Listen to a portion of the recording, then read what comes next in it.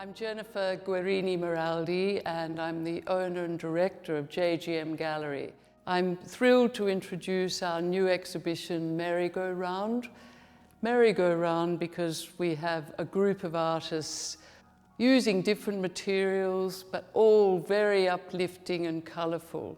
It's our last exhibition for 2020, which has been a difficult year for us all, but this is full of colour and life and fun, and I hope you enjoy the exhibition. As you enter JGM Gallery, you'll see the front door, which has a most wonderful creation by FIONA GRADY called Starburst. It's a site-specific work by this artist, and her door installation uses festive colours, and it creates star shapes between the vibrant vinyl triangles. So on the left of the door, we have a work by Alice McCabe, like a whirling dervish, world wreath, sculpted from a series of different wires encasing some exotic and rare yellow fir cones. It's both a hanging design and it can be a table centerpiece, suggesting the feel of a coiled snake. We have a small piece by Tim Ellis. It's plaster with handmade paper and paint. Tim's pieces were made after researching the pioneering group of artists from the pattern and decoration movement, probably of the 30s and 40s. Tim says he became fascinated by combining elements of his own drawing designs with handmade papers as constructions, layering, cutting and constructing three-dimensional objects, giving a new sense of pictorial space. These particular works are inspired by the Kohlrabi, which translates as the scattered light that filters through when sunlight shines through the trees. This beautiful pink painting is by NELLIE COULTHARD. She grew up in the far eastern desert of Central Australia on a remote cattle station. She recalls paintings of her country in the eastern APY desert lands, remembering where she and her father walked the country across the rolling sand hills of the Simpson Desert and the beautiful acacia wattle, and that's what this painting is about. The acacia wattle that brings luminous colours to the sandy and rocky landscape of this desert. ATHENA, a new ceramic artist for JGM Gallery. You see on this round plinth the most wonderful piece called Queen Aya. She made in 2019 when I met her at the Royal College of Art.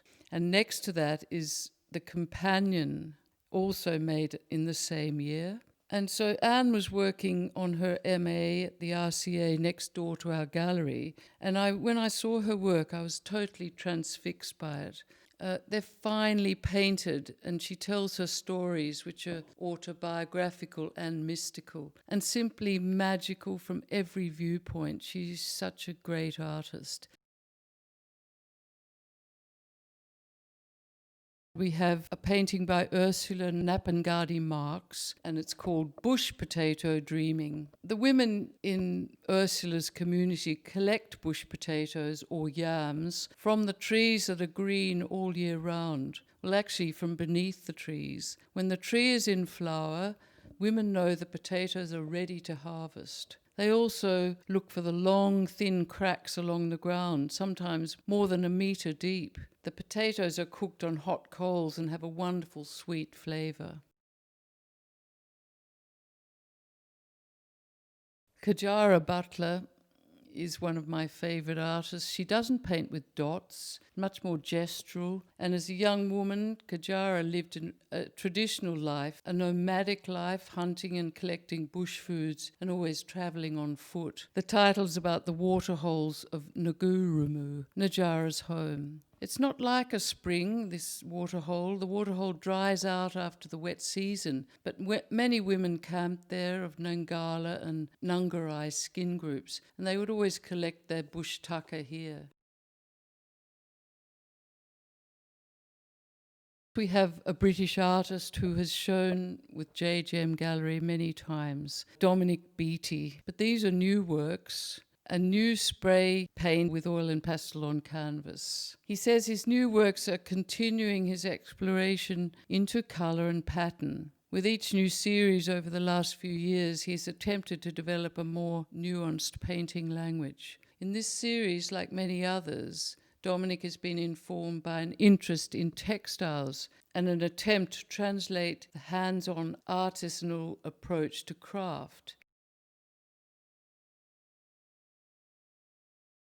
On the back wall, we have these three very imposing large works by Alice Wilson. Alice has shown with JGM Gallery with solo exhibitions. Her practice moves between painting and sculpture, and the artist's stretcher bars are often used as a trough to frame the work as opposed to support, exposing the support structures that are normally enveloped in canvas. With these new works, Alice has approached the canvases in a way very like sculpture, constantly working around the surface and painting on both the front and back. On the circular plinth, we have beautiful ceramic works by Tom Norris. We've shown Tom's work for the past 2 years. His practice brings together invisible, imagined worlds alongside private and public lives. He paints on these pots with such imagination and colour. The vessel forms themselves are often taken from the history of ceramics. They are recognisable, known forms. They work for him as a surface to then map an imagined, abstracted world. A sideways reality, he says. This next large, colourful work is by NYARAPAYI Giles, who was born in 1940. She died recently, but her painting lives on with great beauty and force. The painting is called Warmarungu. NYARAPAYI grew up living a traditional nomad life until the family and her people were settled in missions in the late 1960s. She lived and worked in Jukula in the remote Gibson Desert in Western Australia since 1980 and has a deep knowledge and the dreaming and ceremony. Warmarungu is a sacred ceremonial site for her people, and NYARAPAYI painted the emu spirits, and this work shows the travels of the emus in the dreaming times. We have a very colourful work by Neil ZAKEWICZ. Neil's work is spray paint on paper. His paintings are a looser riff of recent experiments with spraying, folding and stenciling, and the paper is torn and creased, the paint splattered in layers. Fluorescent colours intermingle, alternately bright then muddy, a congelation of yellow, pink, blue to make an abyss of black. The edges are brought to the centre periphery in the centre stage.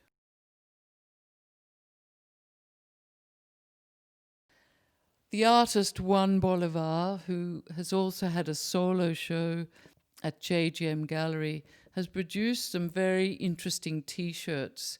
They're called High Voltage. They are produced in a limited edition of 10 for each design. During a residency at the Bauhaus Foundation in Dessau, Germany in 2019, Juan developed a series of works which presented the names of Bauhaus masters such as Albers or Piet Mondrian, depicted in front of iconic rock bands AC/DC and Def Leppard. These works were made by hand, just like paintings, substituting canvas for T-shirts, but became in the process precious, unique objects. The T-shirt series produced for this exhibition have been silkscreen printed by a music merchandise supplier. We can see on the left here Ralph Anderson's work. This is from his houseplant series, but these are his small, very beautiful works. They're acrylic paint on aluminium and enhanced with a fluorescent paint on the reverse, which glows onto the wall. But Ralph investigates gesture, form, and the drawn line. Drawing is an integral part of his practice.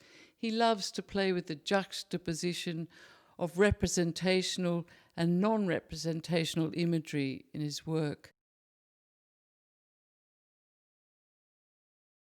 We have Hannah Luxton's painting Star Stream, which she made in 2019. It's oil paint on an unprimed Belgian linen. Starstream was born out of a recent visit to numerous waterfalls when Hannah visited Iceland.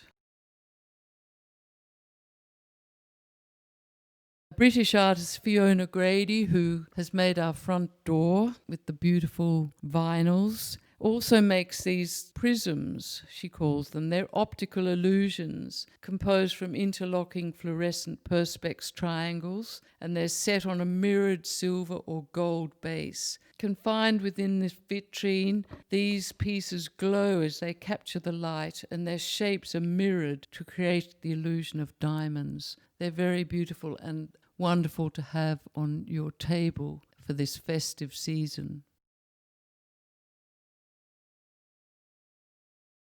Next to the Mimi spirits in our window is this beautiful pink and red painting by MYRA Patrick Herbert, another Indigenous artist. Budgerigar Dreaming, or Ngatajiri. Ngatajiri is a budgerigar, a colourful bird, and has a hooked beak. And they're found in MYRA's country in Australia, in the Central Desert region. This is MYRA's own dreaming from her father's country, not far from where she lives today. On the right of Ursula's painting is a British artist, new to JGM Gallery now, called Lucy Giles. And Lucy's painting, titled Yellow Bit in the Grass, she painted in 2017. And she said, during her third year at the Glasgow School of Art, she embarked on an exchange program to the Victoria College of the Arts in Melbourne. I was quite amazed when I talked to Lucy about this. She was invited to join a group from that school, led by the head of painting in that department, an artist called Victor Majner. And when she told me this, I was so moved because I knew Victor Majner very well. He showed in my gallery in Melbourne during the early 70s. So it was a serendipity, really. We have two prints by the fabulous British artist TESS, who was born actually in Vienna in 1937. Tess grew up in rural Worcestershire after her parents emigrated in 1938 to the UK when Nazi Germany made it unsafe for people of Jewish descent to live there. She taught at the Slade School of Fine Art for just more than 30 years, up until 1999. Much of her career as a painter has been spent investigating the quality that the effects of geometry, pattern, repetition and colour have on space. You can see that in these two beautiful prints.